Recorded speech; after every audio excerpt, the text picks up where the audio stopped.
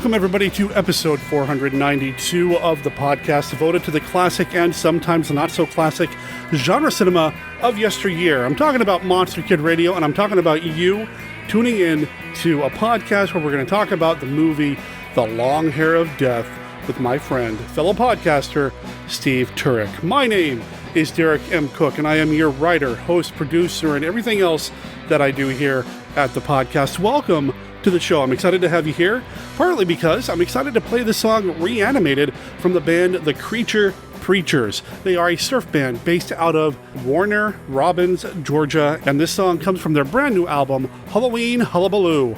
You can find them at thecreaturepreachers.bandcamp.com or follow the link in the show notes. You're going to hear the song in its entirety at the end of this episode, because that's what we do. Y'all know. You know how we do here. Anyway, we're going to talk about The Long Hair of Death with Stephen Turek. Stephen Turek is a fellow podcaster. He is one of the guiding forces behind the Diecast Movie Podcast, which is available where all amazing podcasts are sold, downloaded, given away, podcasted from. Just look up Diecast Movie Review. I'll also make sure there's a link in the show notes as well, so you can follow that. Also, we have some listener feedback. We'll be doing that. And we have, of course, Kenny's look at Famous Monsters of Filmland and what is becoming a regular segment here, and I'm so glad that it is, Mark Matzke's Beta Capsule review. There's a few other things we're going to go over in this episode as well, like tell you that the ballot for the 2020 Monster Rally Retro Awards, the rallies that we talked about last week with Stephen D. Sullivan, well, you can find the ballot now at tinyurl.com/rallies2020, or as always, follow the link in the show notes. You have until the end of this month. You have until Halloween Day itself to get your ballot in. Please, only one ballot per person. If more than one ballot comes in with your name on it, I have to throw out all of the ballots with your name on it. You know what I mean? So hop on over there, vote, and vote early. And then, of course, in November, make sure you voted for, something that really matters in the grand scheme of things. But yeah, make sure you vote for the rallies as well. Also in this episode, I want to tell you about what's going on this Saturday in the Monster Kid Movie Club. And you know what? I'm just going to tell you right now. I'm not going to make you wait. If you were in the Monster Kid Movie Club this past Saturday, or if you follow me on Facebook or Twitter, you may have seen the ad. You may have already found out that I am teaming up with Gary Con for their first Autumn Revel. What does this mean? Well, the Autumn Revel, it's gone virtual, and it's just a way for them to kind of keep the con thing going, even though we can't really get together in person. And really, if it wasn't virtual, there's no way I could be involved, because they are based out of Wisconsin. I'm here in Oregon, and I'm not able to travel. So, since it's virtual, I can get involved, and I'm getting involved by teaming up with them for the Monster Kid Movie Club this weekend. Now, things are changing up a little bit. The schedule is going to be a little different. We are starting at noon Central Time, and then we're going to be going till at least 9 p.m.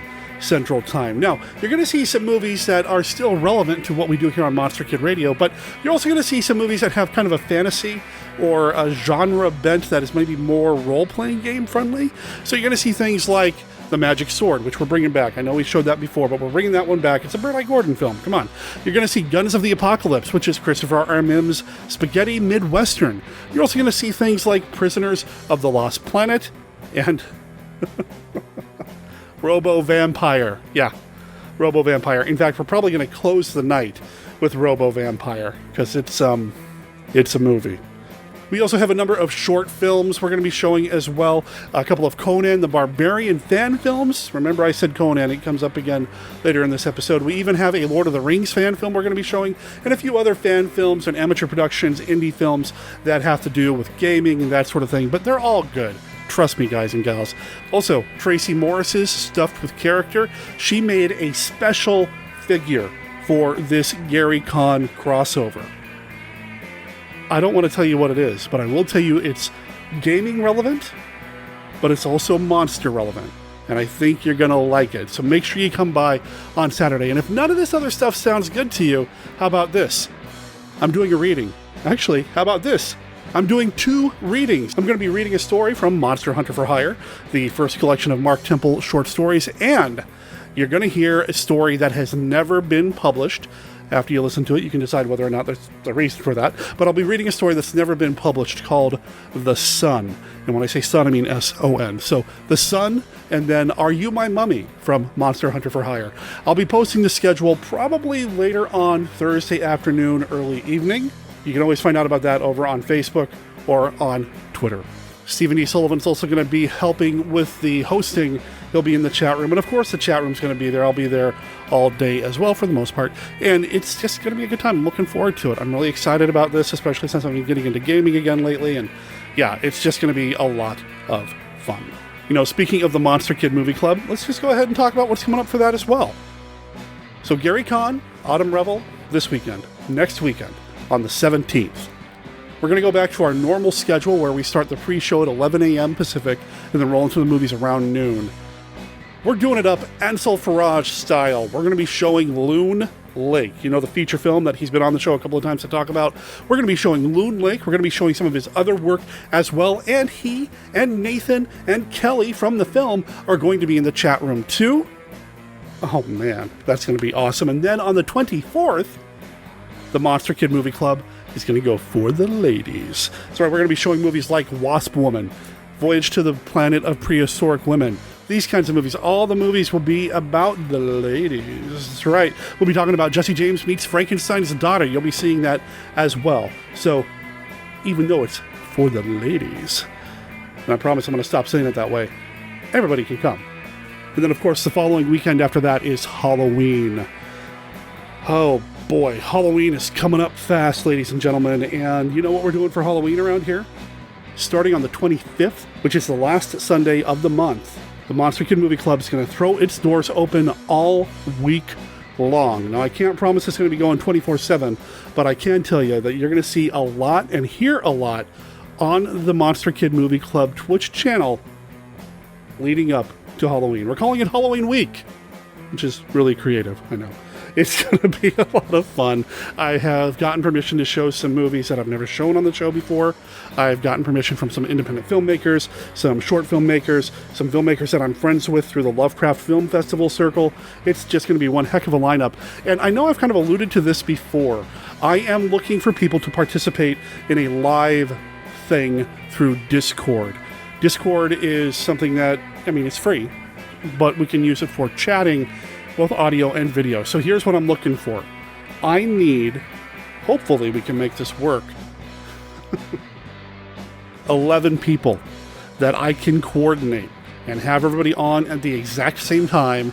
And all of these people have to have a good internet connection, a good webcam, and a good microphone, because I'm trying to set up a game show. Now, I don't know if it's going to happen the week of Halloween or if it'll happen beforehand. Kind of depends on who I can get on board, that sort of thing.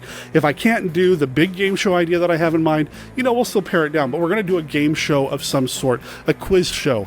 I don't know what the prize will be. Maybe the prize will be that you get to be on an upcoming episode of Monster Kid Radio. Ooh.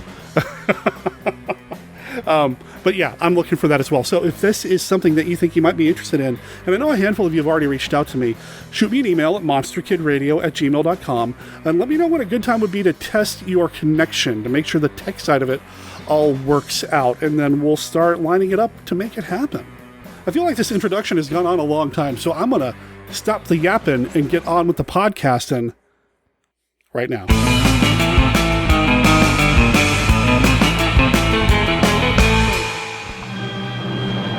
Creatures from the grave. Avenge me! I've summoned you! Avenge me! Go back to the dead! In a dreadful night of reckoning, the forces of darkness strike with blood-freezing horror.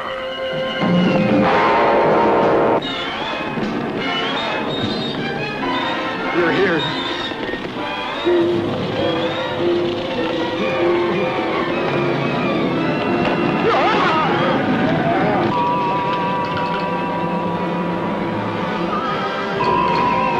nightmare of diabolical happenings, conceived in a murder-haunted house of blood by the maniac called Geronimus, a dead man with the monstrous power to return from his grave.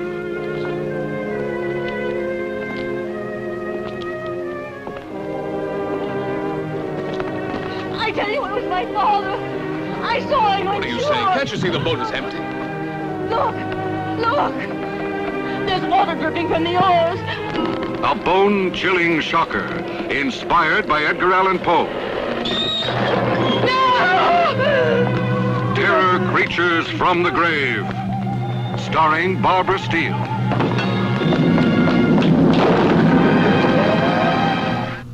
Hello, I'm Robert Kelly. If that name doesn't sound familiar to you, don't worry, it shouldn't. I'm not famous or noteworthy, just a guy who loves giant monster movies and wants to share his love.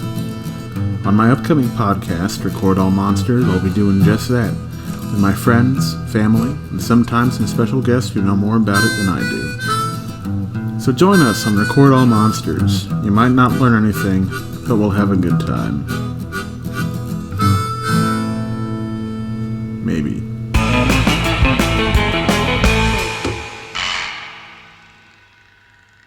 Live from the Land of Light in Nebula M78, home of the mighty Ultra Heroes, it's Monster Kid Radio's Beta Capsule Review. Airing for the first time on February 6, 1966, Ultra Q's sixth episode, Grow Up Little Turtle, marks an almost complete departure from the show's established tone, trading science fiction and kaiju action for a fanciful urban fable. The story concerns a schoolboy named Taro who is heavily invested in trying to make his pet turtle grow, and who has a hard time telling adults the truth. This latter trait comes back to bite him when he witnesses a bank robbery from the school's rooftop. His teacher refuses to believe him and sends Taro and his turtle home. But when the boy and his pet get mixed up with the very bank robbers he observed from the roof, his life seems to be in danger, until Gameron, the turtle, finally begins to rapidly grow. And that's when things get really weird. Grow Up Little Turtle is deliberately aimed at younger viewers. The main protagonist, Taro, is kind of an every kid with a propensity to tell tall tales, but also with an admirable devotion to his pet turtle. The realism of the school setting would have been all too familiar for children, and Ultra Q's hip theme song is switched out for a more childlike motif. The fantasy portion of the tale unfolds with all the logic of a child's imagination and includes a fleeting cameo by dragon serpent Manda, 3 years removed from his star turn in Atragon, and 2 years before his brief but memorable appearance in Destroy All Monsters. This is a dynamic, cinematic, and somewhat perplexing episode, at least for Western viewers. It would likely help to know that the story is based on a fairy tale called Urashima Taro, which is often taught in the form of a song in Japanese schools. For Monster Kid Radio's Beta Capsule Review, this is Mark Matzke reporting.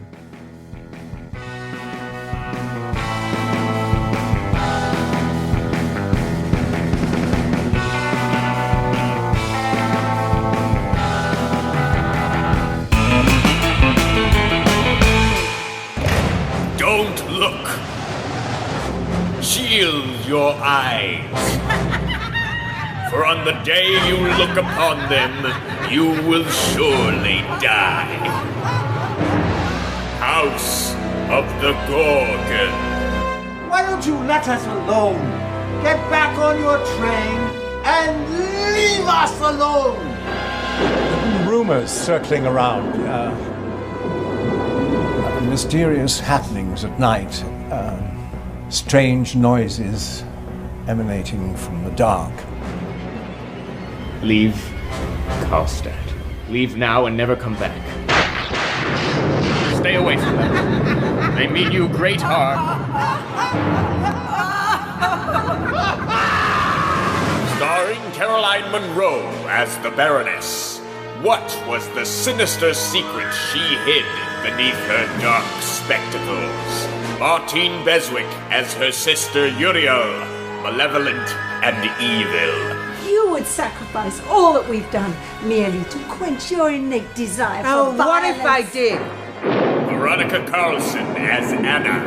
The one woman in the village of Karlstadt willing to stand against these angels of death. I can fight you. We can fight you.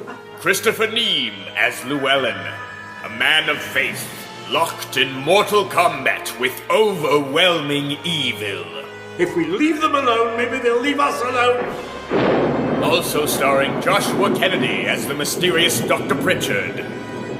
And introducing Georgina Dugdale, Gooey Films' latest star discovery, the Gorgon's most beautiful victim.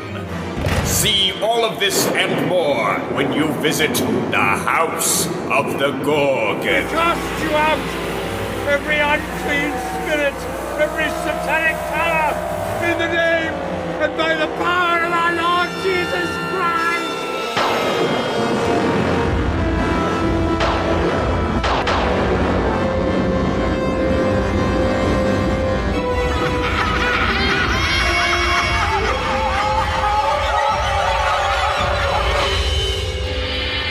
Foreboding place of no return. Hercules in the haunted world.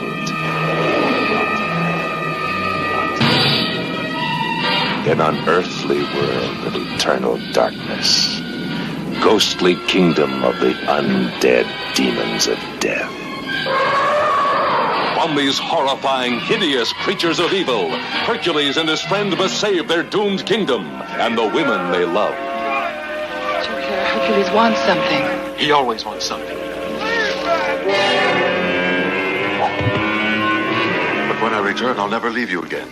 This I promise you. Hercules and Theseus battle treacherous, monstrous forces of evil in the forbidden depths of the haunted underworld. Of stone you are made, and by stone you shall be destroyed! I will serve you as your slave as long as you live. Save me, I beg you. Stop! It's a trap! Don't trust the shadows of Hades!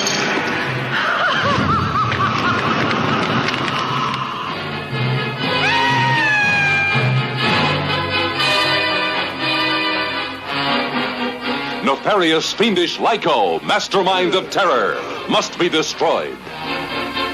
Reg Park as the heroic Hercules in the haunted world.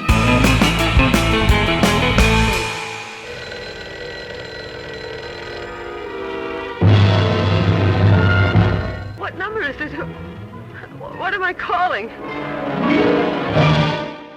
You're in the feedback section of the show, and we have an email that came in from a friend of the show, Kurt. I'm going to wake up the monster in the machine and have him read the email, and then I'll respond. Here we go. Hi, Derek. The latest MKR episode was entertaining as ever. I love the energy and enthusiasm that Steve Sullivan and you infuse into the proceedings. I hate to nitpick, but Steve made a goof and repeated it several times. He said that the lead actor who played the scientist in The Devil Doll was Lionel Atwill. That's not correct, although it would have been great to see Atwill as the scientist. The scientist in The Devil Doll was played by Lionel Barrymore, not Lionel Atwill. The Devil Doll is one of my favorite films directed by Todd Browning. It features a nice score by Franz, Bride of Frankenstein Waxman. Highly recommended. Keep up the great work. All the best. Kurt. Yeah, so Steve and I talked about that both privately, and then I think it came up publicly on Facebook as well. It wasn't just him. I know that he kept saying the wrong Lionel, but then I did the edit, so it's also on me for not catching it as well. We know which Lionel was in The Devil Doll. I did make sure it's correct on the ballot for the rallies over at tinyurl.com/rallies2020. It is Lionel Atwill. Lionel Barrymore, different dude. Did some other cool stuff, but yeah. And you know what? I just screwed it up again right now. It's Barrymore that's in the freaking movie. Oh man, you know what? The ballot's correct. And Kurt, you're correct. Thank you for writing in. And you know, every time I watch The Devil Doll, and I watch it, maybe once a year, sometimes because I forgot that I watched it, but then as soon as I start it up, I remember that I did watch it and that I really liked it. I don't know why Todd Browning didn't get credited for his direction on the movie. Todd Browning doesn't get enough credit for things that he did outside of Dracula. And I know a lot of times people have some pretty polarizing views regarding Todd Browning's effectiveness as a director of Dracula, but he did so much more. I mean, his work with Lon Chaney Sr. is amazing. And then, of course, movies like The Devil Doll shows that he knows what he's doing. And you're absolutely right. The score, Franz Waxman, you don't have a lot of Franz Waxman in the monster movie category. He did Bride of Frankenstein, of course, and a few other things here and there. But, I mean, Franz Waxman, it's good stuff. Kurt, thank you for writing in, man. You can call and leave a voicemail for Monster Kid Radio at 503-810-5MKR. That's 503-810-5657. Or you can send an email to the podcast. monsterkidradio@gmail.com is the email address. That's monsterkidradio@gmail.com.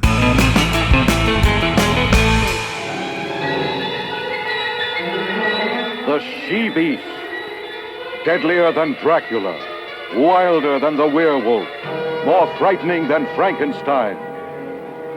Another victim of a strange revenge, wreaked on the innocent from beyond the grave, hurling a town into a terrifying struggle against the powers of darkness.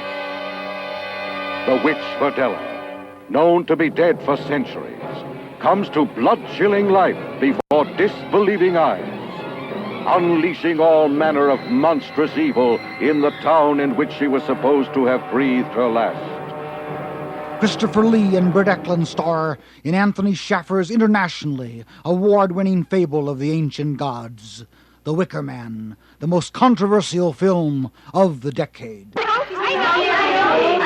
right then, anybody. Phallic symbol. The phallic symbol. That is correct. It is venerated in religions such as ours as symbolizing the generative force in nature. Could I have a word with you, please, miss? Certainly. Yes. Open your desk and take out your exercise books. Everywhere I go on this island, it seems to me I find degeneracy. There is brawling in bars, there is indecency in public places. And there is corruption of the young, and now I see it all stems from here. It stems from the filth taught here in this very schoolroom. Paganism, human sacrifice, The Wicker Man. Oh my God! Christ! At the Meadowbrook Cinema. Hello there, Monster Kid Radio heads. This is Kenny with a look at Famous Monsters of Filmland. The star of today's film, Barbara Steele, had an article dedicated to her in issue 162 from April of 1980. It was 7 pages long with 8 photos. It introduced the star with these words: "She is the only actress in films whose eyelids can snarl." If you want to know what that cryptic quote really means, just take a look at Terror Creatures from the Grave, The She-Beast, Black Sunday, That Ghoulish Gem from 1960, or any of a number of other gothic chillers that starred the raven-haired beauty, that sultry satanic siren, Barbara Steele. Barbara Steele is one of filmdom's most alluring and elusive horror heroines. Paradoxically, she can capture your heart and freeze it while portraying the most vile vampires, the most ghastly ghost, the most wicked witch. Has any other female fiend been able to match this accomplishment? Cinematically speaking, Barbara Steele is to men what Christopher Lee is to women. Desirable, but deadly. The article continues with a look at her career from grade school to the present. It takes time to give a synopsis of the classic Black Sunday and The Pit and the Pendulum. It also describes her time in Italy when today's film, Long Hair of Death, appears. Probably the reason Barbara did not rise to superstardom was her decision to return to her native Italy. Consequently, most of her subsequent pictures were Italian-made and English-dubbed, and English-speaking audiences are too busy watching and raving about their own domestic products to pay much attention to imported films. Regrettably, many of Barbara's pictures went directly from Italy into a death-like trance on American TV. Barbara was seen in 1964 in The Long Hair of Death, a tale of torture and witchcraft in which she appeared as an avenging ghost. The article also chronicles her brief retirement in 1968 and her return in films from Roger Corman and David Cronenberg. In the conclusion, we have these interesting answers to interviewer questions. Interviewed by David DeValle, Miss Steele commented upon her memorable role in The Pit and the Pendulum, saying that she did all her scenes in only 2 days.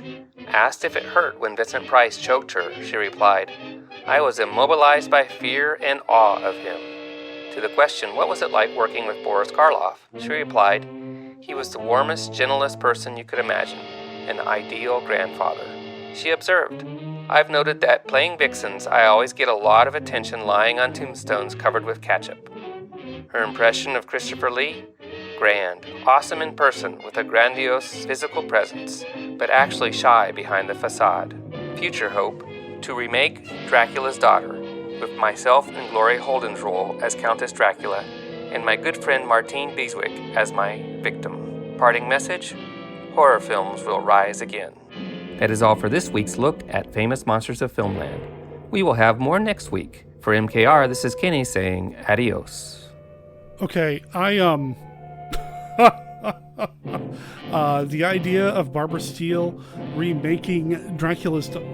Wow, just, wow. And with Martine Beswick, I'm curious, Josh Kennedy, if you are listening, do you know if your wife knew about her hopes knew about Barbara Steele's hopes, that is, to have Dracula's Daughter remade with her in... Mind blown.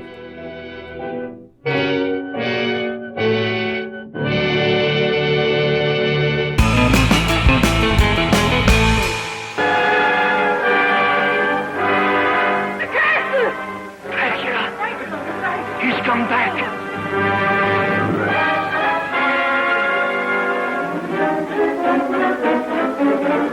Thunder, look at me. What do you see in my eyes? Death. Do you like jewels, Lily? This is very old and very beautiful. Please don't come any closer.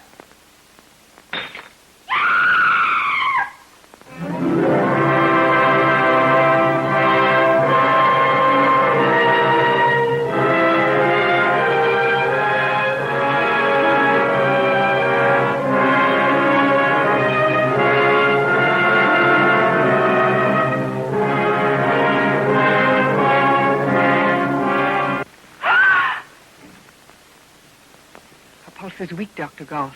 Growing weaker. All your skill can't help her now. She's under a spell that can be broken only by me.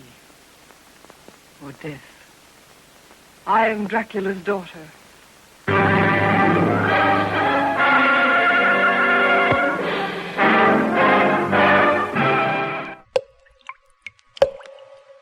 The sound you hear is dripping blood. This is the start of Black Sunday. Black Sunday comes but once every 100 years. On that day, the undead demons of hell rise to unleash an orgy of evil on the world. From Nicolas Gogol's great classic, American International Pictures presents Black Sunday, the most frightening motion picture you have ever seen. She was murdered 500 years ago. There in the barren waste that was her cemetery, they nailed the mask of Satan to her face. Not since Dracula stalked the earth has there been such an unspeakable day and night as Black Sunday.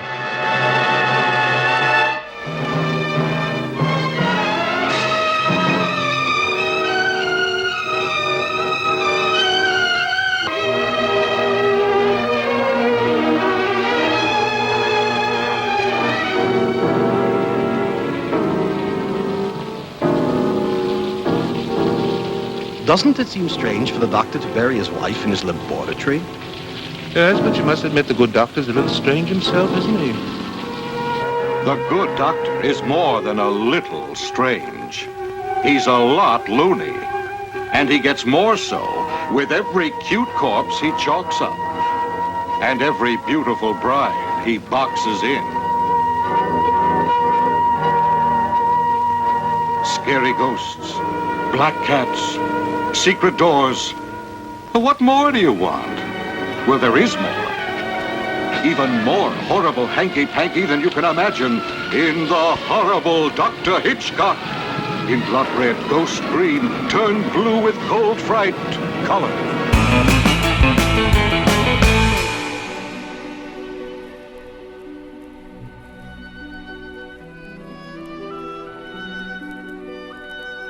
This is Count Dracula, and I'm here to offer you a friendly warning. Derek and his guests often get excited, and occasionally this results in revealing key plot points of the movies they're discussing. You know how the children of the night, monster kids, can get sometimes.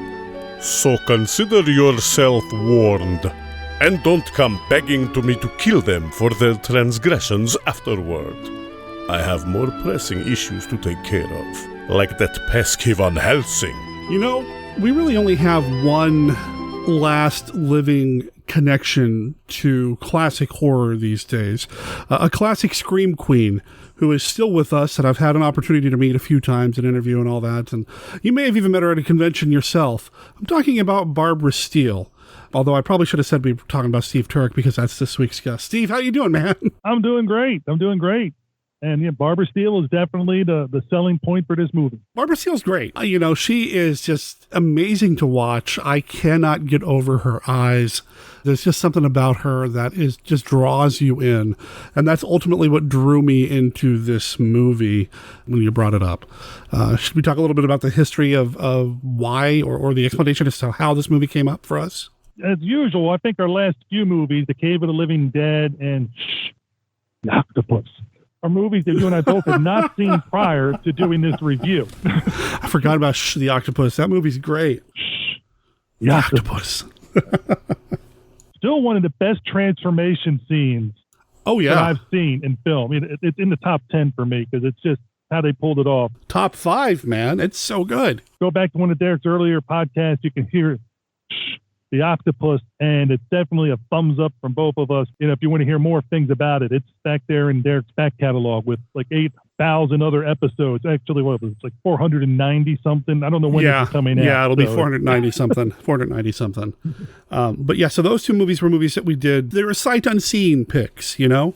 Maybe we should call what we do here, Steve, when I have you on, like the Sight Unseen series continues with a movie that neither Steve nor Derek have watched before. One of these days, we're both bound to stumble upon a movie, and we're both going to be going like, why? Oh. There's a reason why we've never seen this one before, yeah. But, you know, I think so far we've had good success. The good part about it is that neither one of us are an expert on this film, though I'm sure there are going to be experts with this particular type of film that we're going to be talking about, where the other two, I think, were way more lesser known than this one. Yeah, I think we've been pretty lucky, and it's mostly because of you, because you're the one that really ultimately picked the titles. You're the one that recommended Cave of the Living Dead. You're the one that recommended The Octopus.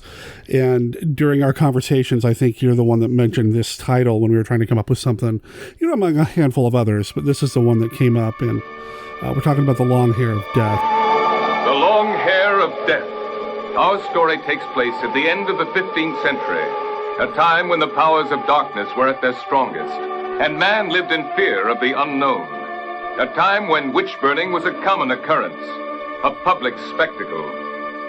The Long Hair of Death, a film that will chill your spine and keep you gripped in your seat as you watch one of the most incredible stories of all time unfold before your eyes. You will see how the curse of a dying witch comes true as a village is ravaged by the plague and a man is hounded by his conscience and driven to commit one foul murder after another as he tries to satisfy his warped ambition.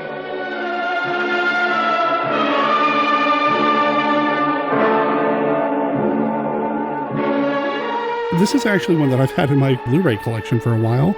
I just never got around to watching it. You know, it's one of those things where, you know, as a physical media guy, as a monster movie, as a movie fan, you know, you end up with so many movies that you just know you're never going to have time to watch them all, but you just can't help yourself. And this is one that I picked up years ago when it came out on Blue. Finally had a reason to watch it. And listeners, the hardest part with Derek and I coming up with things we both haven't seen, it's not me coming up with a movie that I haven't seen in this monster movie genre. It's finding one that Derek hasn't seen. So it's like I'll send him like 10 different films. Like, have you seen this one? And I'll give him a list, and he'll narrow down to a couple, and then I'll be like, I'll pick one. Yeah. I don't remember what some of the other ones were this time around, but yeah, you did send me a list. I'm like, well, check, seen that one, check, that one, check, that one, check. Yeah. So I'm glad we settled on this one. Like I said, it gave me an opportunity to break the Blu-ray out and finally sit down to watch it. It's one that I've been meaning to watch. Like I said, Barbara Steele, I'm a fan of. And Antonio Margheriti, the director, I'm a fan of.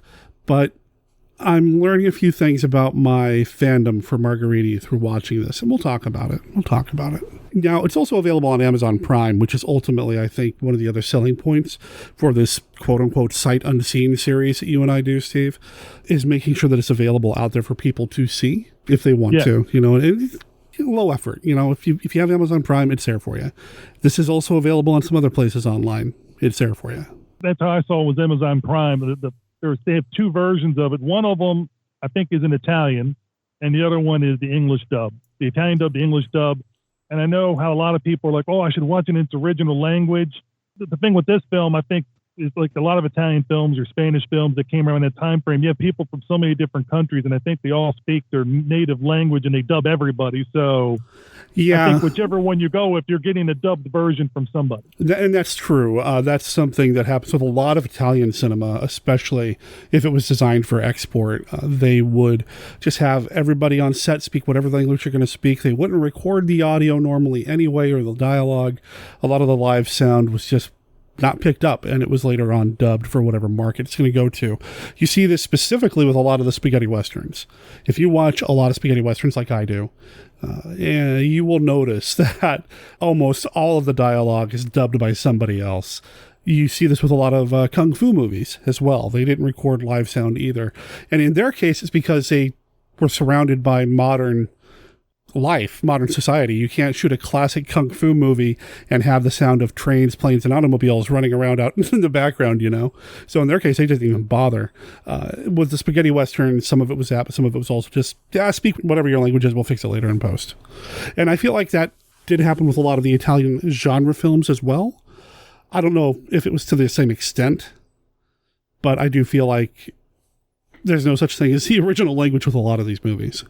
Exactly. And I will say, out of the two Amazon Prime versions, the one in Italian is a better visual. It's a better transfer than the English dubbed one. So it's one of those, you know, if you want to watch it in subtitle and get a better transfer, you got the one. If you just want to hear it in English, or if you just want to watch the English one first and then see it again, you can see it with the better transfer with the Italian one. Yeah, I did check the Amazon Prime editions just to kind of see how it compared to the Blu-ray. And the Blu-ray, of course, looks a lot better.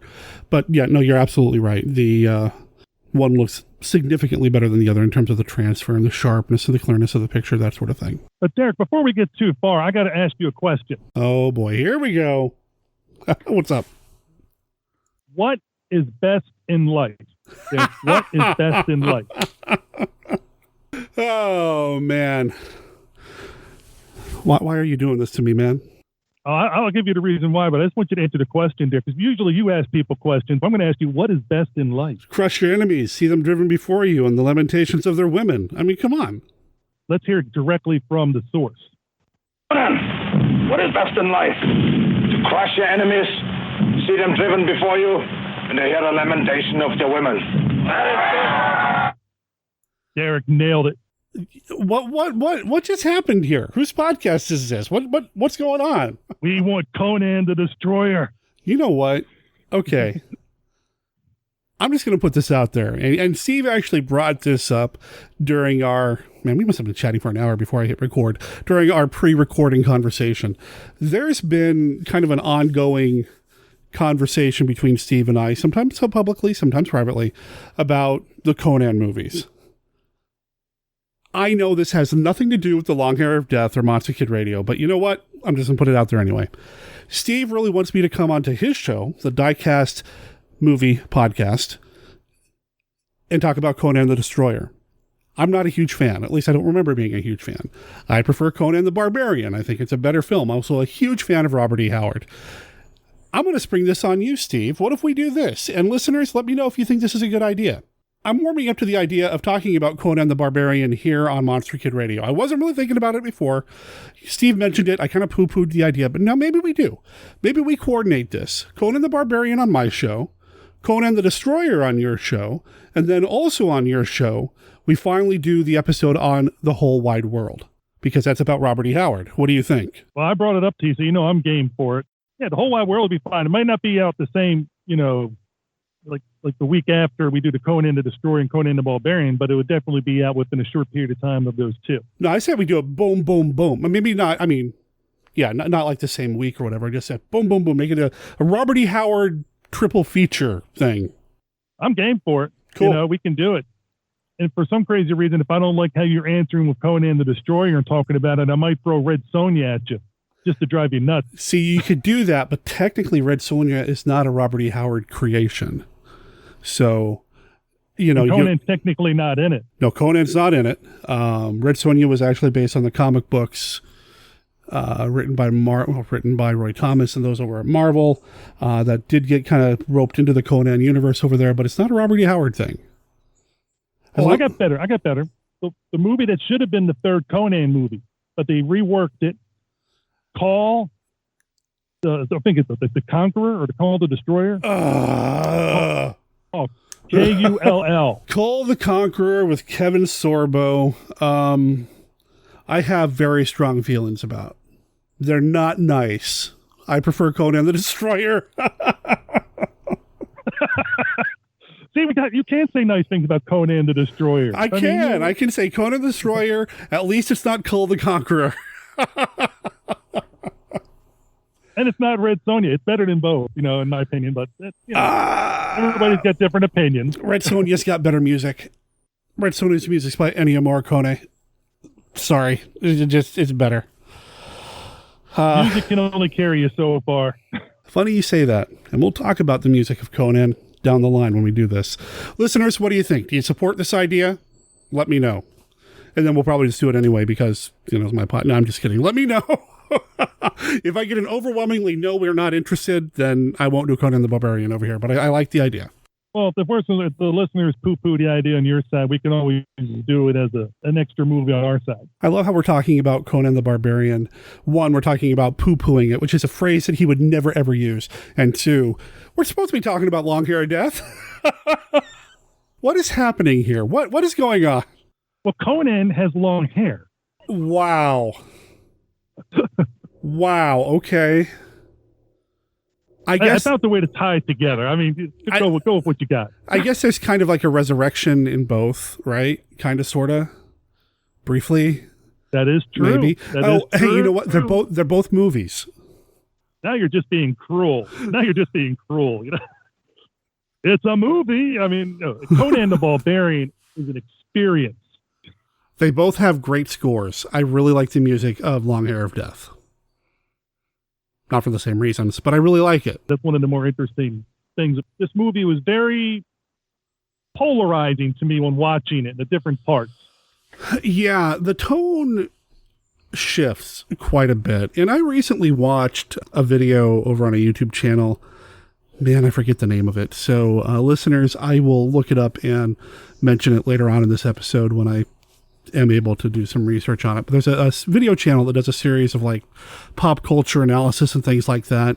And this particular episode talked about the rules of horror and how Scream got it wrong. There's that bit in Scream where it's like, these are the rules of horror. And this video is kind of like, well, yeah, that's good for slashers, but not for zombie movies or science fiction horror or for gothic horror or whatever. And it really kind of sunk in for me what technically makes up a gothic horror film.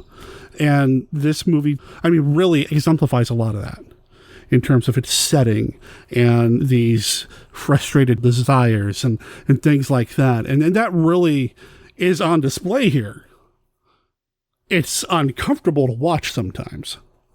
But that's really here. And those were the parts where I was a little like, oh, I don't know, man. Yeah, I will say the atmosphere of it, the gothic nature, was definitely on the plus side. I liked it that it was in black and white. Yes. I think that really served it to help the movie. Oh, Barbara Steele, as always, is amazing. And when she gives you that certain look, you know you're going to die soon. You know, so the acting was fine or great, depending on which actor we're talking about. The script or the editing, I'm not sure which part without having seen the script, because sometimes it was edited really weirdly. Like it would just jump and it would take you a little bit to catch up to what's going on. So there was some interesting editing choices. But that first, to be honest with the listeners, the first half hour was very hard for me to watch. And that's because I used to work on the college campus and special police officer. And I have a very low tolerance for sexual assault. And there was a lot of sexual assaults going on that first half hour. It made it uncomfortable to watch. And I made it through it. And the last hour of the movie was a lot better. But that first half hour was tough. And I mean, everybody's different. I know you could say it's a product of its time and that kind of stuff, but I'm watching it in 2020. And from my past experiences, it made it a little tougher for me. And everybody's going to be coming in with their different thresholds and how they can handle certain things. And I think that, to be honest, that's where I stand with that first part of the film. I don't think it's a controversial or hot take to say we don't like sexual assault. I think that's kind of a given. And really, I understand the placement of this in the film. It could have been done with a little less explicitness, and not that it gets overly graphic, but it could have been a little more implied, I suppose. And it is, again, part of the formula. You know, we're going to see some perverse sexual stuff happening, some aggressive stuff happening, and then they're going to pay for it. And that does tend to be a theme in a lot of different kinds of horror subgenres, right? It's not like this is something the hero is doing and yay, good for him. I mean, he's going to get what's coming to him. It's just unfortunate that he had to do those things to get what's coming to him. I don't know if I'm making much sense here, but it's not pleasant. And I agree with Steve. I think the movie starts really strong. I think that opening bit with the burning and everything, I thought that was very well done. I think it comes very close to being almost as good as the opening for Black Sunday, another Barbara Steele film, right? I love Black Sunday a lot, and the way that's kind of done and constructed in the pacing, and I really like the way the pacing and the construction of the burning of the witch or whatever in this film was handled. I thought it was very unique, and I loved the way it was executed. I love the way she was executed, but I love the way the scene was executed. Well, I agree with you, because when you see a supposed witch being burned, we're used to seeing the person tied to a stake or big pole in the ground and branches or whatever put around them. This one took it a totally different way, which made it visually interesting. I mean, almost like you said, spectacular, because they had all these, I don't know whether they were barrels of hay or branches or whatever piled up around, so it was almost like its own little structure with the walls, and then they're set on fire, and she is in there trying to work her way around as these walls are falling into fire, and eventually she climbs up the cross that was in the middle of the wooden cross to be burned, and that's because she had to get the higher ground, because the flame but kept forcing her into the middle and then having to go up so she didn't get burned.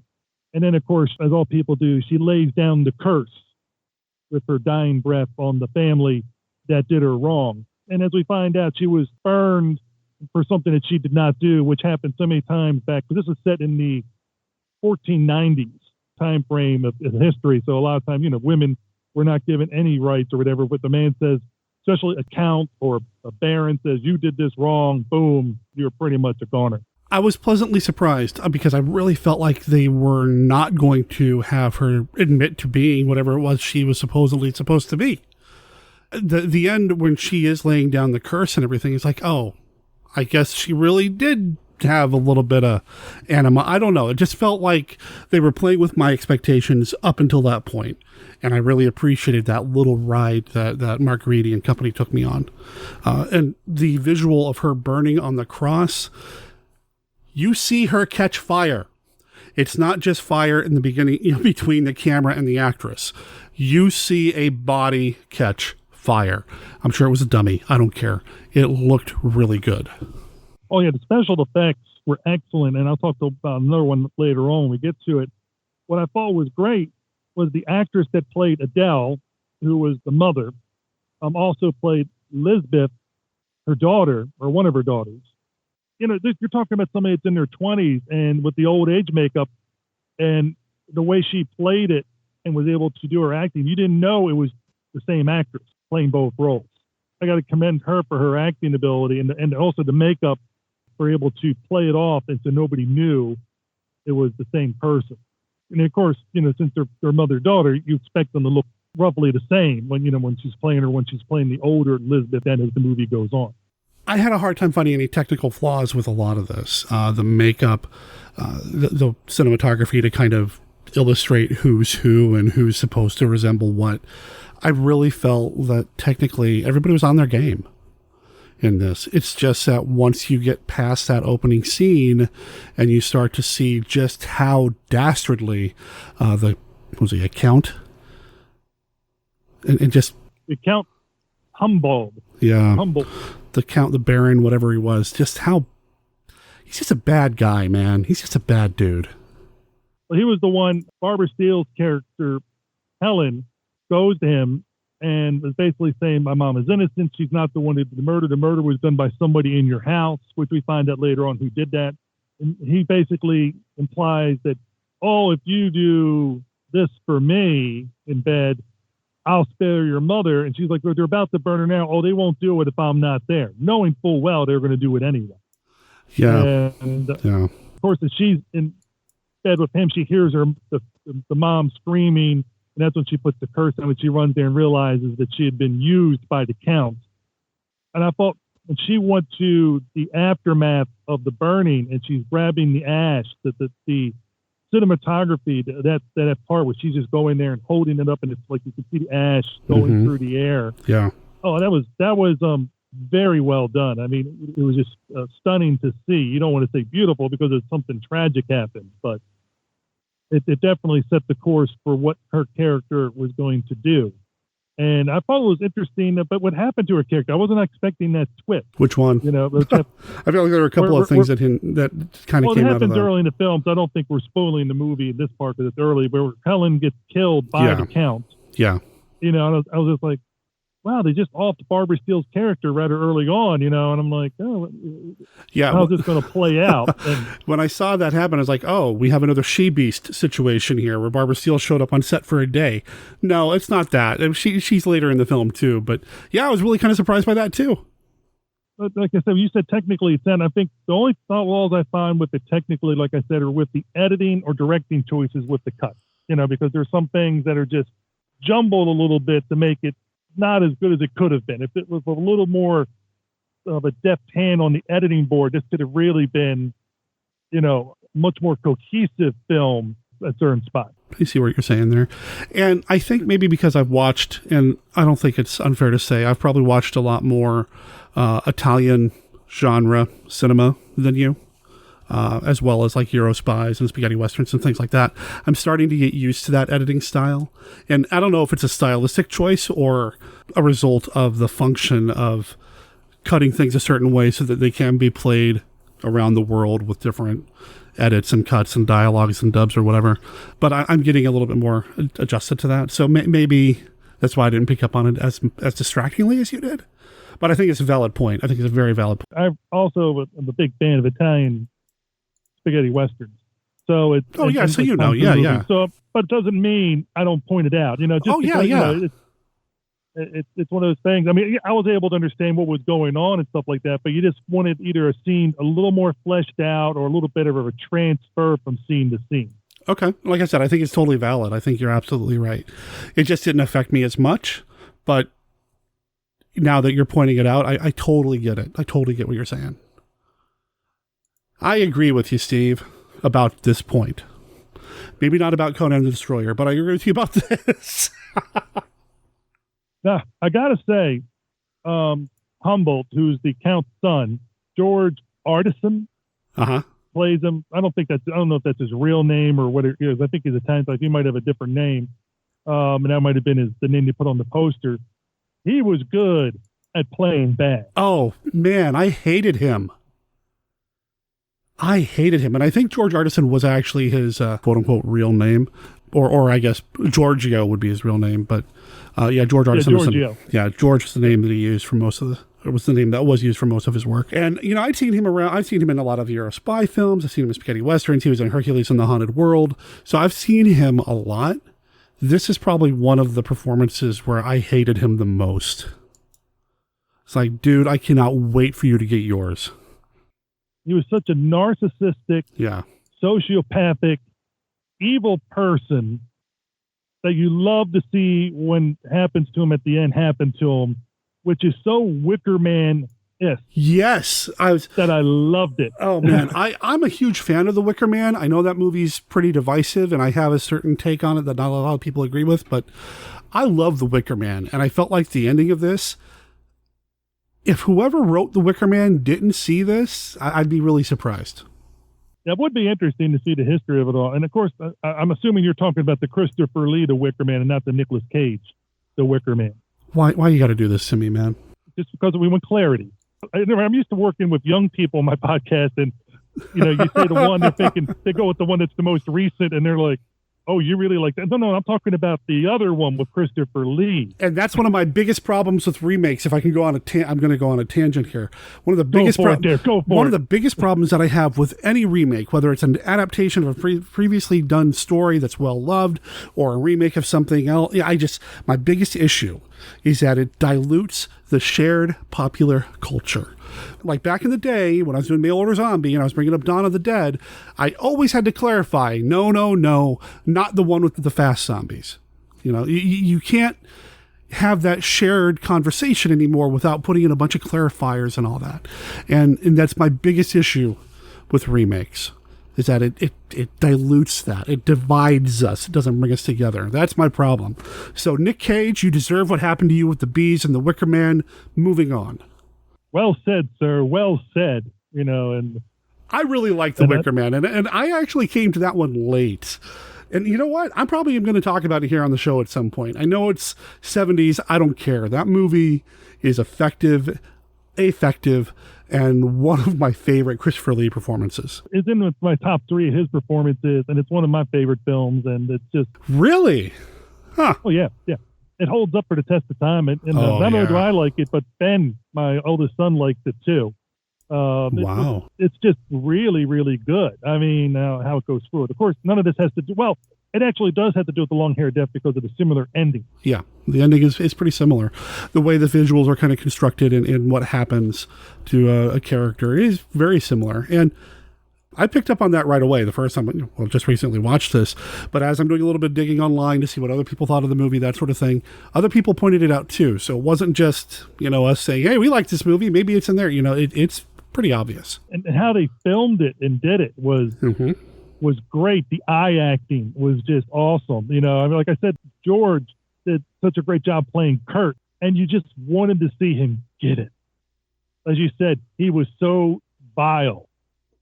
The character. Oh, you wanted him to go down. Yeah. And I'm glad it happened. I mean, it's that payoff for this guy who does all these terrible, terrible things. We've already talked a little bit about it earlier and probably don't need to go into it again too much, but he does some despicable things. He deserves what's coming to him. This movie has so many elements of a revenge film that I think gives this movie its power, because there are some long stretches that I really struggled with. The ending, the last half hour. Oh, man. Is just gold. It's just gold. Also, like you talked about special effects or things, when Barbara Steele comes back as Mary. Oh, man. I loved how they did those effects. Mm-hmm. When her character is coming back, the makeup and the whatever they did, it just worked so well. Just an image that just stays with you long after the film. Yeah, when I think about this movie, I think about those moments. I think about so when I'm thinking about this movie in the future too, I'm going to think about the beginning sequence with the burning. I'm going to think about the Wicker Man-esque ending, and I'm going to think about that resurrection, that scene. It was so good. And you have to give the scriptwriter and the director credit, because the burning in the beginning and the burning at the end bookend the movie. It ties it all together. It's a gothic sandwich. I mean, it's fire, gothic, oh no, fire, and it's great. The storytelling here, very well done. I'm a huge fan of the director. I like Antonio Margheriti a lot, and I'm sure part of it had to do with him. He did do some uncredited work on the screenplay, but a few other people were involved as well. And you know what? The more that I'm talking about this, I was ready to say at the beginning of all this, I find myself really liking Margheriti's science fiction better than this other stuff. But the more I talk about this, no, I don't know if that's true. I love his sci-fi, but I think I'm loving his gothic stuff just as much. Now that we're kind of talking about it. Yeah, well, I try not to compare. When somebody does two different genres, it's hard to compare the two. I mean, you can compare the directing style and other things that the director does, but when you go from one genre to another, it is so tough to compare them. So I try not to do that myself. I try to look at the film, and this film is very well done, except for the problem I brought up already. And I can't blame him for the director for the parts that were written. And again, back in 1960s when this came out, 1964, I believe, that was probably not as big of an issue as it is, as we said, nowadays. But even then, it was handled, I mean, it was considered vile in that movie. So it's like, it wasn't like they were portraying in any way positive. It was considered very much a negative all the way through it. But I do like, not the middle, like more like the second half, so just after the middle, maybe like the last 2/5 of the movie, where you start to wonder who knows what and who's playing who with all the characters. There's a lot of mystery going on here. Who's in on it, who's really doing. Yeah, no, you're absolutely right. So many people, like, are they in on it? They're not in on it. Kurt's paranoia as to who knows what and doesn't know what. Mary egging him on to do these different things before they reveal, you know, who's dead, who's alive. It's almost like a murder mystery mixed in with gothic horror, mixed in with ghost story, all thrown together. So it keeps you as the viewer wondering what's going on. And like you said, that very opening scene and then that last 2/5 of the movie are really, really, really strong. Yeah, I think that's fair. You know, I mentioned the music earlier. I love the music. I can't go more than 2 or 3 episodes without talking about the music of the movie that we're talking about, right? So, yeah, as far as the music goes, I was a big fan of the music, and I felt like that kind of carried a lot of it, too.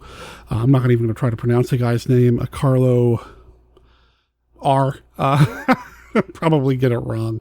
Rosticelli? There you go. Rosticelli? Okay. I don't know. I'm guessing. Hey, you need Rod Barnett to get these names right. Right? But he's an Italian composer, and he was all over the place. You know, did fantasy, did drama, did Euro crime, did all sorts of crazy, all sorts of things over there in Italy. And he, had quite the career. And I think this is some great work.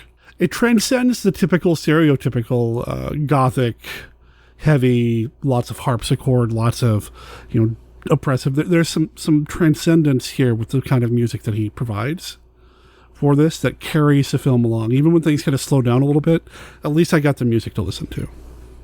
One thing I absolutely loved with the music and the director's choice or the editor's choice or both, when Kurt was listening, was acting, all of a sudden he hears something. Before that, there was no music. And suddenly they're playing this haunting music.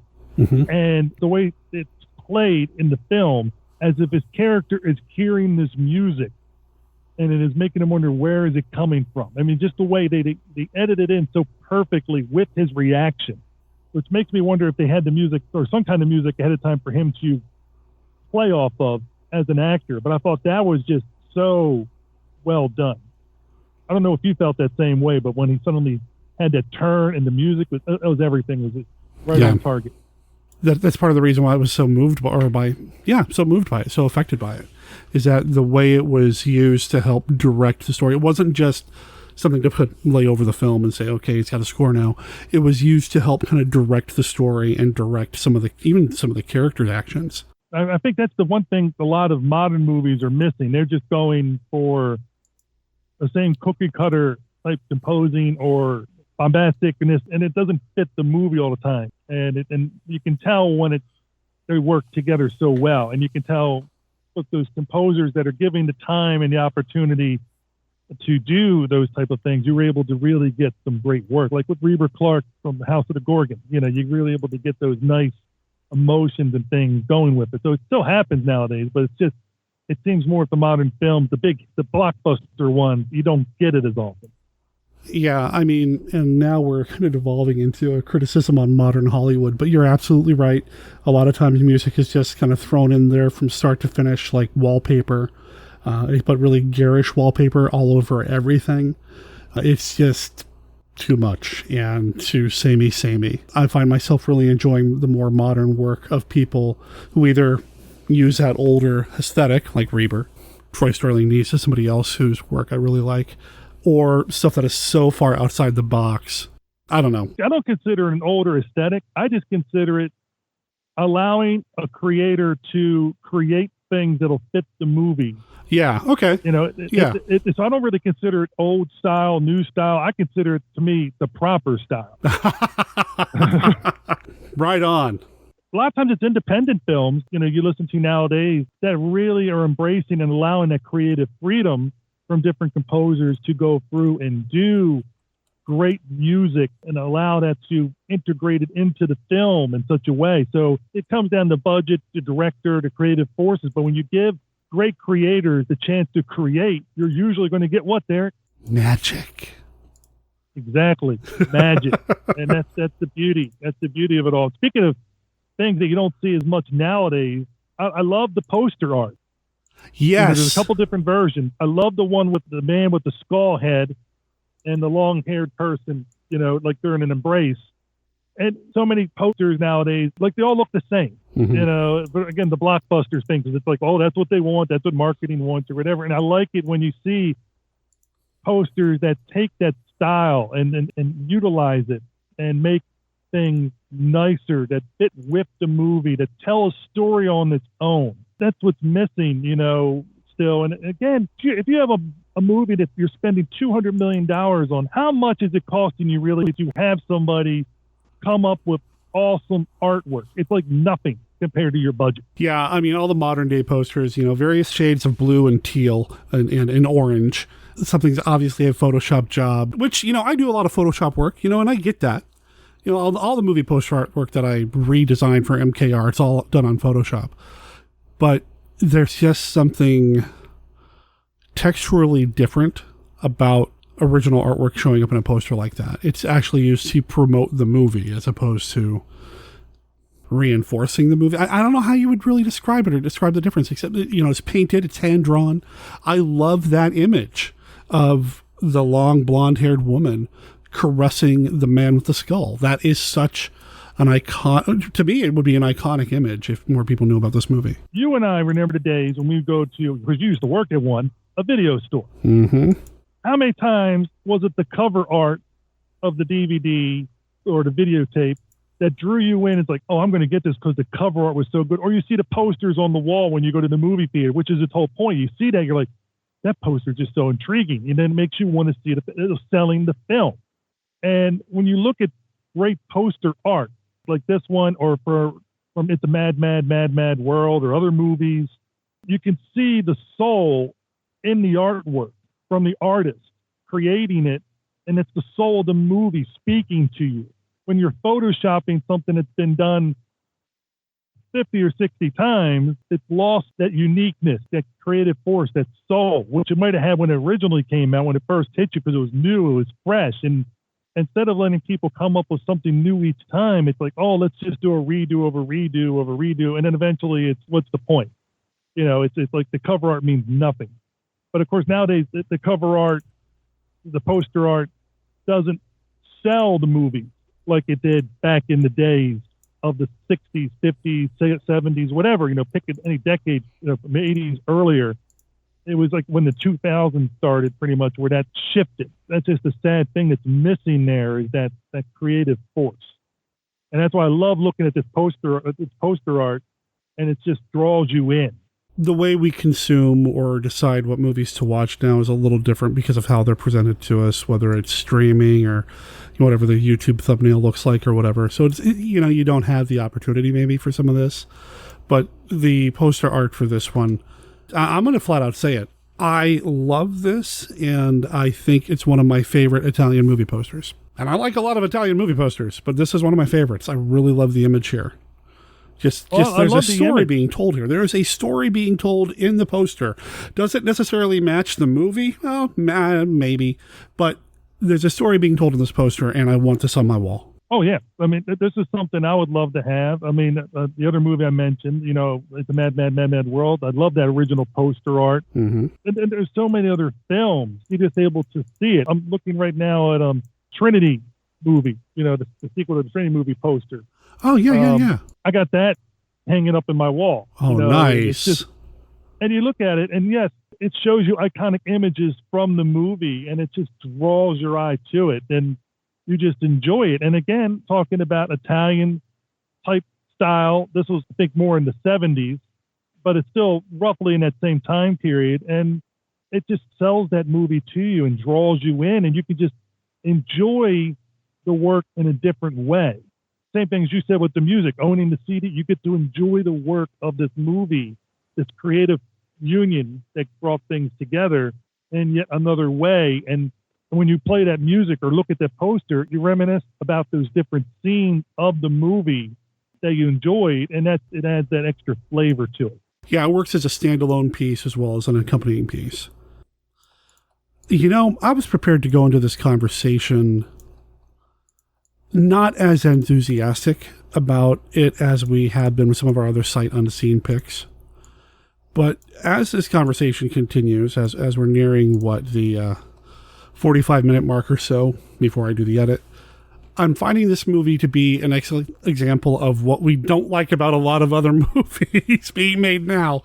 And I don't know if that speaks to the quality of this film, or this film just holds up as a really good example of the kind of things that we really like, despite some of the stuff that we really don't near the beginning of the film. I think we kind of beat that one part to death, so to speak. I mean, we talked about it. It's out there. Yeah, I don't mean to keep coming back to it, but yeah. But I can enjoy the other aspects of the film. And I think you and I both agree. It starts off with that first 10 minutes. Really good. Really strong. And then it kind of meanders a little while. And then, like I said, that last 40-some-odd% of the movie, I was intrigued, like I said, with the who knows what, who's doing what, going on with the characters. And then that final 10 minutes or 15 minutes or so of the movie is just great. Oh, man. Really good. Really good. I'm really glad we chose this one. Now, I know we've danced around the story, and really the story, while there is a through line, because some of it does meander a little bit, you kind of lose the thread a little bit of it. But I think we've pretty much told you what happens. I mean, somebody's killed who shouldn't have been killed. There's a revenge plot. It's pretty a basic story there, right? But the way they exact the revenge is what makes this movie special. I don't think we gave away, we kind of gave away the ending a little bit, but we didn't explain how it happens. And seeing how it all plays out, we didn't tell anybody at all. And I think that's one of the things it's nice to avoid, because not everybody, I think, has seen this film. This is one that's a little lesser known than some of the other ones that we talk about. And I know we give the spoiler warning, and we know we go through all of that. But this is one of those ones where I do intentionally want to be vague about the ending. When we look at it with the Cave of the Living Dead, the octopus, and the long hair of death. There's a triple feature. Oh, man. Well, that's a triple feature we've done. Yeah. Oh, whoa. Yeah. And, you think about it, we've been lucky with the films that we've been doing. I mean, The Cave of the Living Dead was so fun. I mean, all the way through. Yeah. I think out of the three, it's my favorite. And I'd have to put the octopus and long hair death and equal at number 2. But for different reasons, because they're two totally different types of film. Wow, okay. All three of them are totally different. The long hair almost, like I said, it was a struggle to get rid of some of those scenes, but I think it helps set up why we hate Kurt so much. And it's not as graphic as we're making it sound, but it's just... No, I mean, you know what happens, and I feel like it skirts the line of being exploitive. It doesn't quite go there. It is all character driven. It's just unfortunate that he's that kind of character. But, like I said, he gets what's coming to him. Oh, does he? Oh, yeah. Yeah. Yeah, just think this thing could have had sequels, too. Could you imagine?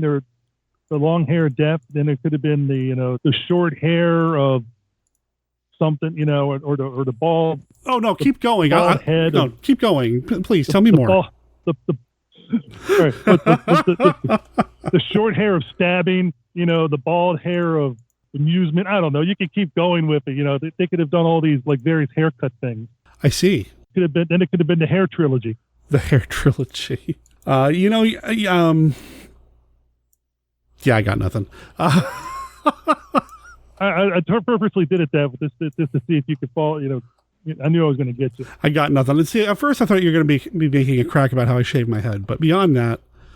Oh, you shaved your head? You're looking like Colonel Kurtz? Yes, Steve. That was my intention. Well, go for it, man. It worked for Marlo. Marlon. Marlo? No, Marlo. Uh-huh. That guy. Yeah, that guy. Oh, man. Overall, I like the movie a lot, yeah. To try to get this back. You could be the next Brando, of the podcast. Uh-huh. Back on track here. Overall, I'm glad we watched it. But those three films I mentioned, what order would you put them in? Oh, I'm with you. Cave of the Living Dead is great. That's my favorite that we've done so far. And I would put this and together.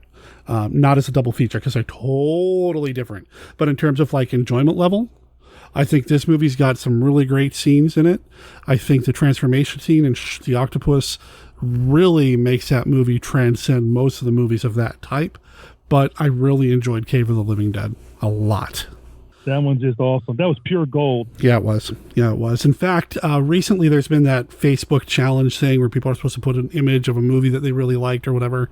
No explanation. And I noticed that you put Cave of the Living Dead in that mix. Yeah, but unlike other people, I actually explained why. Yeah, Steve doesn't follow the rules, but Well, if you don't put why, some things, how they affect you, it's kind of just an image or it's just a poster or whatever. It doesn't really tell anything. And I think part of the reason is how it did touch you. And also when I did the comic book one where I put images up and you weren't supposed to give an explanation, one guy just thought I was joking about the certain things I picked because I didn't put any explanation. He's like, oh, he's just playing them.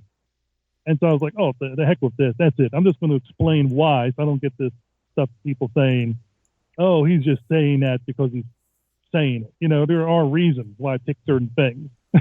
One of those being Steve doesn't like to follow the rules. I totally understand. Well, if you don't like the rules, make them, change them, make them your own. Oh, okay. There's nothing down there that says you must follow that. I mean, it's an internet thing for crying out loud. I mean, I don't know, life's man. too short. Enjoy it, so put it down. People take that stuff seriously, man. You end up in Facebook jail. I won't end up in Facebook jail. I mean, if they put me in Facebook jail because I explain why I like certain films, then they're really going to take a lot of people out. Will this movie end up on one of those lists or whatever if it comes up again? What, my 10 movies? No.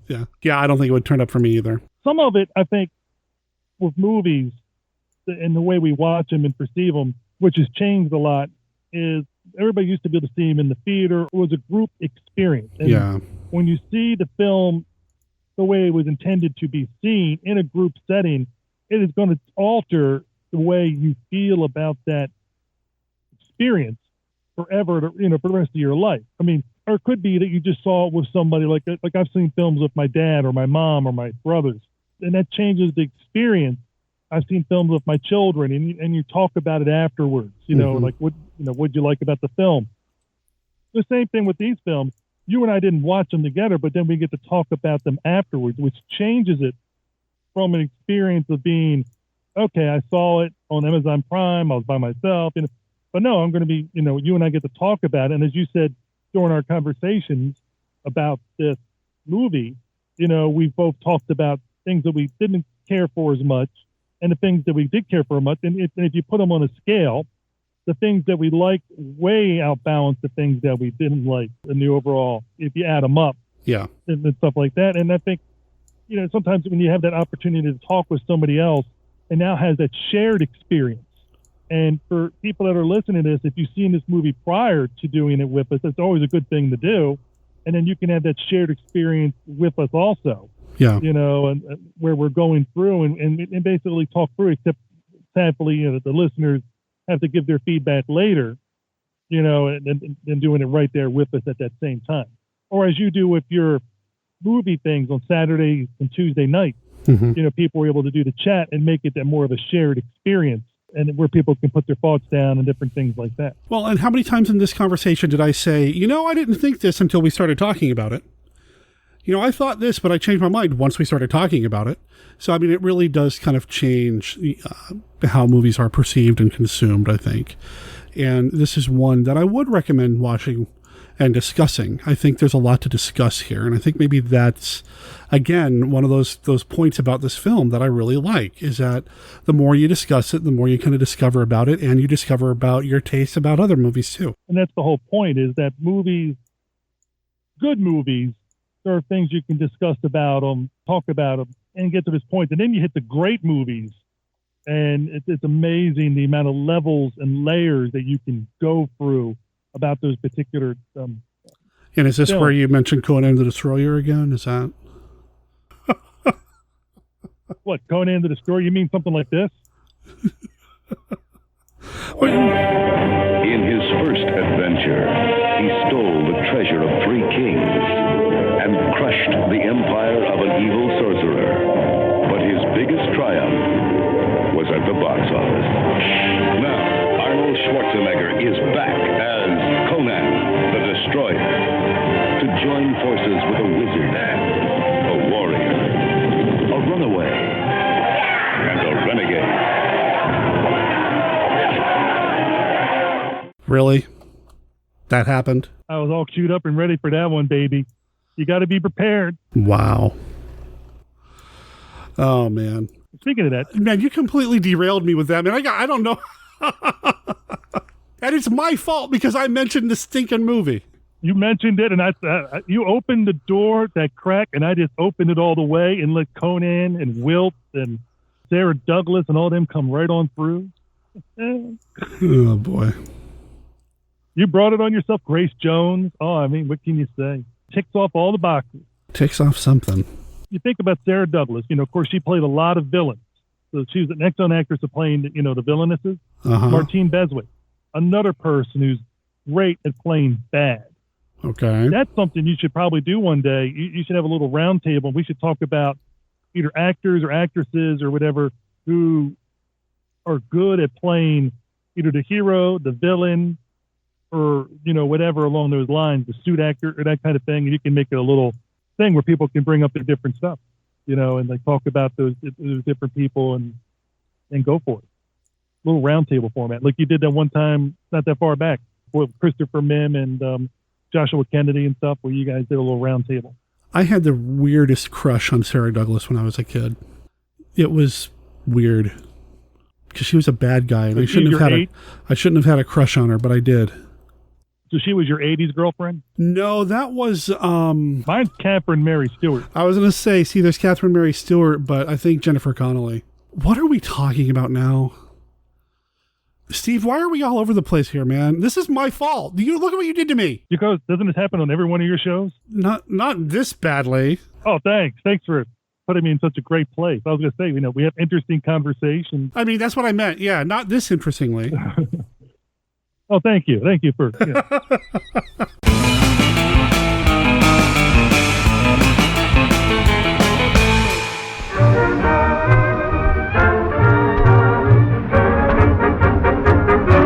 It is time for the executive producer roll call. These are people who have supported Monster Kid Radio by becoming a patron over at Monster Kid Radio's Patreon page, patreon.com/Monster Kid Radio. If you support the show at the Toho level or higher, you get your name read off during this very special segment that we do once a month here on the show. These are the executive producers for the month of September.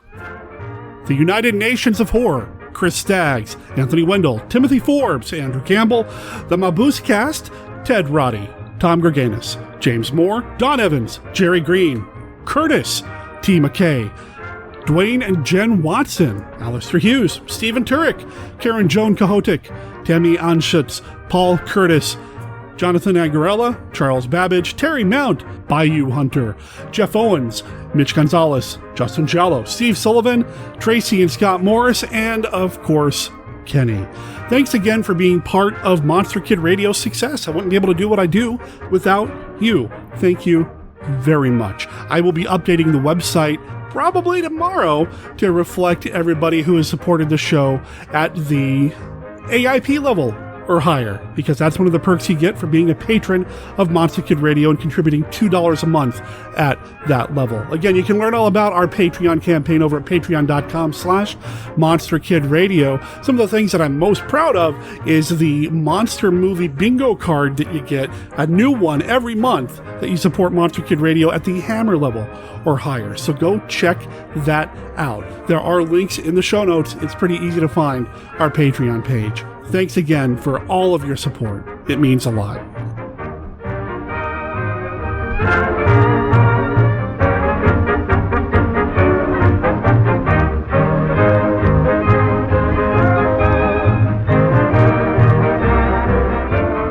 That brings us to the end of this episode of Monster Kid Radio. Thanks for sticking around and being with me as we talked about the long hair of death. Yeah, I know that conversation kind of went all over the place, but you know, when you're friends with the guests, and I'm friends with every guest that comes on here, I can't guarantee that we're going to stay on topic. I mean, we're going to make sure we cover the topic, but all that Conan talk, man. Whew. Anyway, get a hold of Steve Turek. Let him know that you're ready to hear Derek throw down about Conan the Destroyer on his show over at the Diecast Movie Podcast.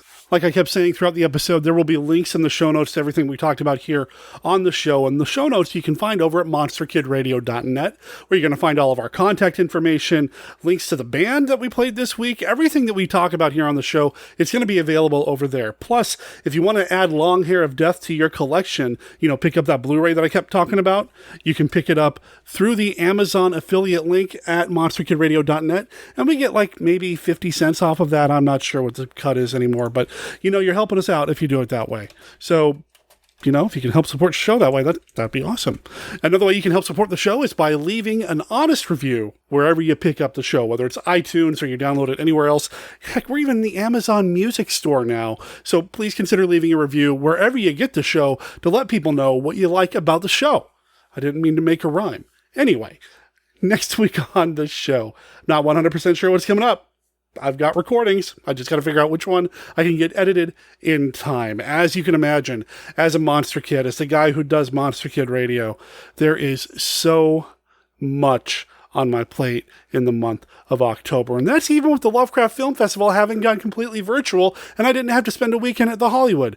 Scratch that. I didn't get to spend a weekend at the Hollywood Theater. Man, I really wish I could have. I wish that the world was in a better place, but you know what? We're doing what we can. That's why I do the podcast. That's why I do the stream over on Twitch. That's why I do everything that I do, is because I just want to make sure that Halloween is special for me. If it's special for you too because of what I'm doing, that's just gravy. You know what I'm saying? So I really appreciate everybody just kind of being part of the Monster Kid Radio collective community, being a Monster Kid Radio head. We really need to come up with something that sticks. If you have any ideas, let me know. Our contact information, like I said, is on our website, as well as links to our Facebook page, our Facebook group, and our Twitter. You can find us there, and our Patreon, which I just mentioned a moment ago. You can find that over on our website as well. And if you want to read along with me during the reading I'm doing this weekend with the Monster Kid Movie Club crossover with the Gary Con Autumn Revel, I'll make sure there's an Amazon affiliate link for you to pick up your own copy of Monster Hunter for Hire. It's available as an ebook and as an Undead Tree edition. That means it's print. You can just pick up a print edition, but you can pick it up either way. It's available. Thanks to everybody who helped to make this episode what it was, including Kenny and Mark, and of course, Steve Turek. Really appreciate everybody's participation in this week's episode. I can't wait to see who I'm going to have on the show next week. Until then, remember that Monster Kid Radio is a registered service mark of Monster Kid Radio, LLC. All original content of Monster Kid Radio by Monster Kid Radio, LLC is licensed under... I always get it wrong now. Why am I getting it wrong? You know, I've been saying this for 7 years. You'd think I'd be able to get this right. It's licensed under a Creative Commons Attribution, Non-Commercial, No Derivatives 3.0 unported license. Of course, that doesn't apply to the song Reanimated. That is copyright 2020, The Creature Preachers. It's from their album Halloween Hullabaloo, and they give us permission to play their music here on the show. The new album came out at the beginning of the month. You can pick up all 7 tracks digitally over at thecreaturepreachers.bandcamp.com. Check them out and let them know that Monster Kid Radio sent you. My name's Derek M. Cook. I'll talk to everybody next week. Ciao.